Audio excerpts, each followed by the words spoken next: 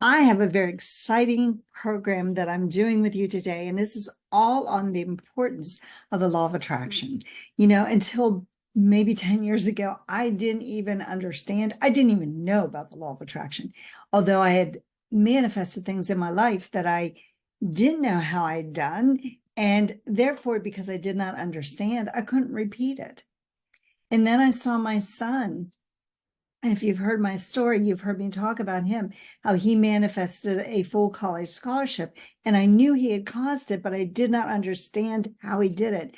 And that's when I became very interested in finding that out. And that's when I stumbled upon learning about the law of attraction. So even if you don't know anything about it, that's okay, because I didn't until, like I said, about 10 years ago.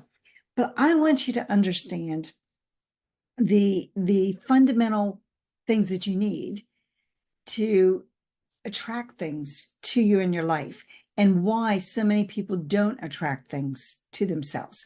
So there's three really important parts that we need. And the first one is an interest.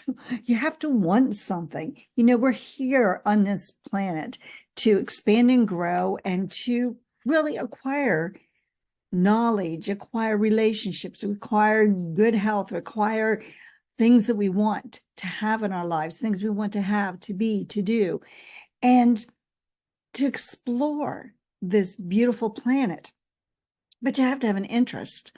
And when you have that interest in whatever it is that you desire, you have to pay attention to it. It's not enough to think about it once or twice. You have to think about it over and over and over again. So you have to see this outer world of what it is you want in your mind's eye. And that's how you start to acquire things. I think I told last week about the story of winning a diamond ring, this particular ring I have on today, and how I had seen it on my finger so many times before I actually won the ring that I just had to have it. Like, one of those three rings was going to be mine because of my belief that I could get it. And so first I had to focus on it.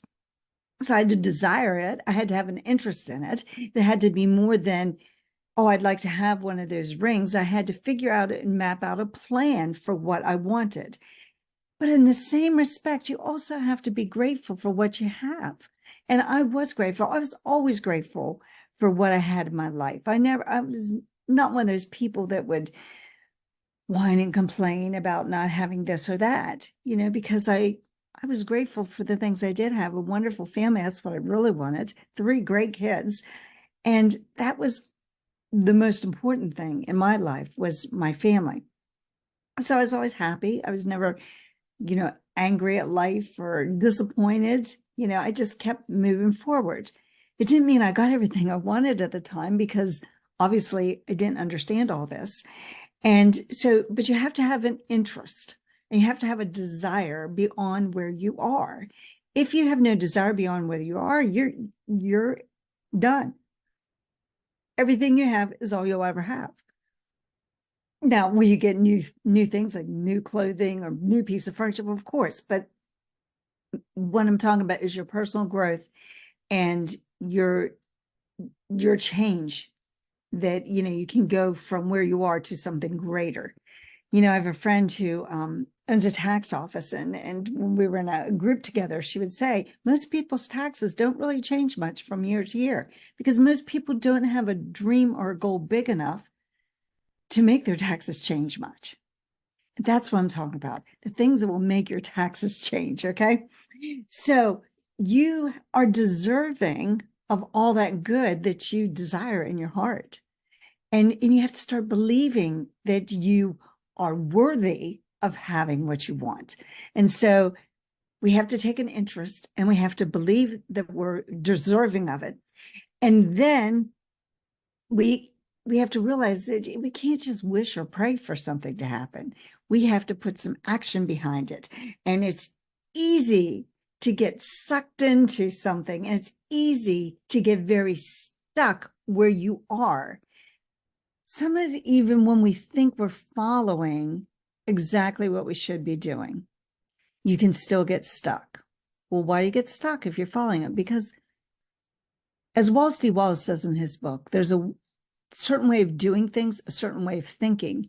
And if we're not doing it just right, or we're not thinking just right, we're not going to attract the good that we desire. And I'm going to get into some of those things in just a minute. But we have to keep that keen interest on what it is we want. And as we do that, and as we focus on that, we're going to start to attract into our lives exactly what we need. And as we start to attract it, don't stop believing